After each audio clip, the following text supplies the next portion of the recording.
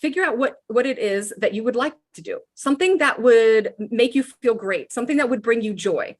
Don't overthink it. Don't overthink it. Just do something fun. You'll start to learn that things build on top of each other. And when you experience one thing, you're like, I'd like to kind of do this instead.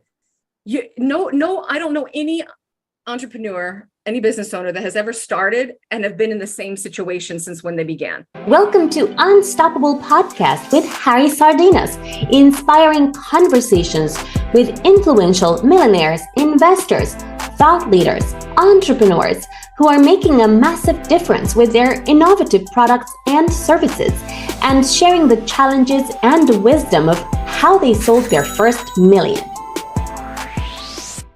So, in your opinion, Tanya, what are the 5 steps that every entrepreneur should be doing out there to achieve the first million in sales? Yeah, I think first and foremost, you want to go faster, get mentorship. And it's not just any kind of mentorship. There's different kinds. And so when you look at it, you're looking at those that are, it's not like they're specific to Facebook, specific to marketing or anything like that. It would be more so that they are very diverse and they understand from mindset all the way to building, automation, scaling. Because a lot of individuals in their launching phase, they're like, I'm going to scale. And I'm like, you're in a totally different phase right now, mentally, everything, emotionally, everything you go through. And so I think a lot of times we get mentors, coaches that are just like, hey, I'm going to grow in Facebook. And I don't even like Facebook. It's like, wait, what? So the first and foremost is to get a mentor that is completely diverse in all of the areas and understands the mindset and what it's going to take to get into each level, each transition that you're going to do. And when you need to pivot, what that looks like. The next thing I would say is, which is the core part, they're not in order or anything, I'm just saying, the authenticity. Be truly who you are and confident, because you're going to get all types of kickback and judgment and crazy posts, it just happens. And you have to be really rooted and grounded and secure with what you want to build, right? I look at it as taking all the things that you love to do and that you're good at and get results in, and then taking getting the end result, reverse engineering it to then build the next system. The next aspect or step, I guess you could say, would be the financial understanding and knowledge. We don't do that enough. We don't look at diversifying our funds as well as diversifying the distribution of our products, right? And so we think that it's only one thing, but I like to call it like that outer, that inner, that holy. So like you get somebody with one thing, but as they go on a journey with you, there's so much more depth. A lot of times we're in this fear base where we have to put all of our programs up in the front because we're like, buy everything and it's all fear-based, as opposed to taking them on an actual journey, developing one and then going to the next, right? And so understanding financials, diversifying, and then in that essence, you're going to go into 4, which would be the systems and understanding when to scale, how to scale. I remember everybody saying, to have all of these systems and things in the beginning. And I didn't even have, all I had was a PayPal, and I didn't even have Zoom or anything. I had a Facebook Messenger that I would hold meetings in if I needed to, appointments. And I hit my first 5 figures very quickly, just that. I didn't have any fancy schmancy things. I coached them right through there. And so I think that a lot of times we think that we have to have all of these things, and we put so much investment into a company. The company needs to pay for itself. And there's ways to start free and lean. Might be extra work, but it's wisdom. And then understanding along the way when to scale, when to put in money, and when to hire a team. Huge. So you're not the linchpin, right? And then the number 5, I would definitely say working on communication and leadership skills. Once you get to a certain part of income building and creation, you're going to have to lead people. You're going to have to communicate appropriately your vision, and you're going to want a C-level within your organization, right? Like, you have the chief financial officer, right? We have all these different C-levels. And so you're going to have to lead them, and you're going to have to take a look at what is your exit plan? Is there an exit plan at that point? Because it really determines what you're going to be doing with your company and whom you're going to hire and how they're going to operate. And then you can go ahead and if you want to exit or just oversee, then build other streams and do consulting and maybe kind of change the direction of where you're going and maybe be more of an influencer, more knowledge-based thought leader, whatever it is that you want to do. But I would say roughly, there's obviously other little intricacies, but in a bird's eye view, I would look at those 5. Yeah, that would be fantastic.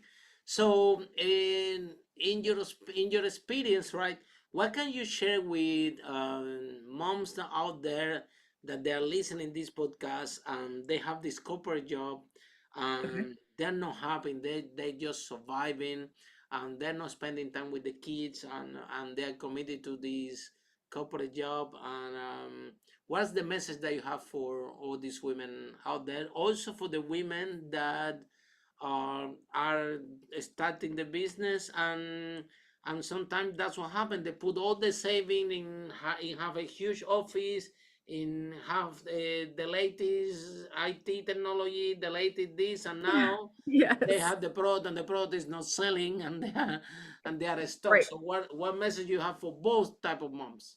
Listen, start simple. Oh my gosh, I literally had a phone, guys, a phone, simple. That was my production. And then eventually I grew and I got a little mic to put at the end.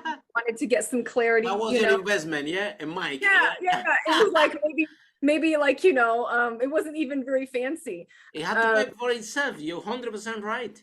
Absolutely. And so then what I did was I learned lighting. Instead of purchasing a lot of stuff, I stood in front of a window. I took a look at, that type of stuff. I went to the dollar store or reorganized a sitting area that would be, look nice. Or however, once I got to a place, before then I was just like, people are going to look at your personality, your authenticity, the way that you operate, the love that you operate in, and the value of what you're bringing them, the result. It's always about the result. It's not necessarily always about the package. I waited until I was making over 6 figures before I ever did heavy branding or photo shoots or anything that I paid outside externally, or, even certain assistants and stuff. I might've had certain little help here and there, but for the most part, I focused on learning the company, the functions. So I knew how to look for somebody. I knew what I needed to do and started building those operations, right? Those, we call them SOPs, the standard operating procedures. Yeah. And so I knew how to train individuals. So what I would say to those that are wanting the extravagant everything, start simple. I promise you that's not going to make you the money. It's not going to make you the money. It's going to be your ability to be confident, your ability to soft sell, okay, and hard sell. There's different kinds of selling. And most of the time we'll be on social media adding all this value and have such a fear of even just saying, hey, this is my offer, and understanding positioning and things like that. So, start simple, and then let your business pour in and save for itself. Take a look at what you're going to pay for yourself and leave, even if you start off with 30% that you pay for yourself, and then the rest goes into your company to grow it. Do it that way. Even with starting off with free platforms and things like that, that that in the future you can scale, and when you pay for it, it'll pay for itself 10 times over. If you're a mom at home, what I would say is first be confident that you're a mom, that you're a woman, that what you're doing at home is absolutely important and vital. Understand your feminine nature and how you multiply and how you give. Why? Because everything that you are will just glow when you're on platforms and stages, and you want to do perceive the right thing, right? We want to make sure that we are giving the right perspective. We're not perfect. You're not in a place of a mistake. Okay. Then from there, figure out what it is that you would like to do. Something that would make you feel great, something that would bring you joy. Don't overthink it. just do something fun. You'll start to learn that things build on top of each other. And when you experience one thing, you're like, I'd like to kind of do this instead.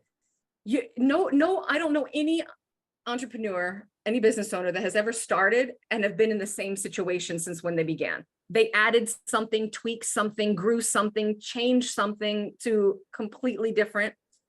And then do something like give yourself 30 minutes extra a day, or an hour extra a day. Just start growing in small increments and figure out what you're going to do within that time frame to start building. And definitely mentorship. Again, mentorship is going to help you excel a whole lot faster. But get your children involved. I remember with mine, I would have my daughter wrapped around me here.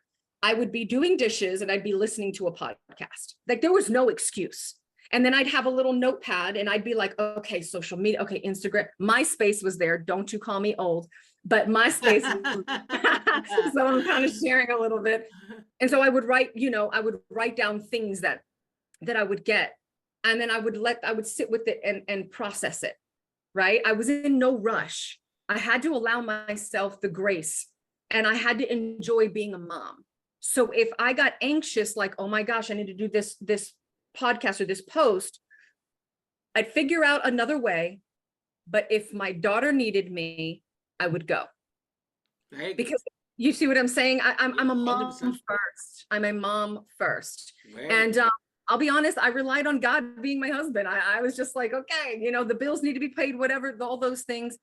And I just sat and focused on in that area. So again, if I can say anything for both areas, it's going to be simplicity, but always, always feed your feminine. Always do things, go on walks, take care of your body, watch what you eat, drink a lot of water. I know it sounds so, but this is why it affects everything.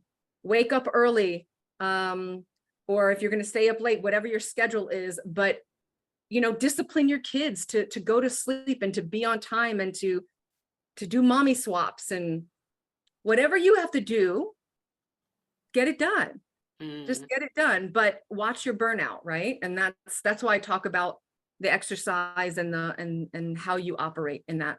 So hopefully I answered that question. Follow us for more interviews with world's most influential, audacious entrepreneurs that overcame challenges and adversity, providing you with the blueprint of how they sold their first million so you can grow your business exponentially.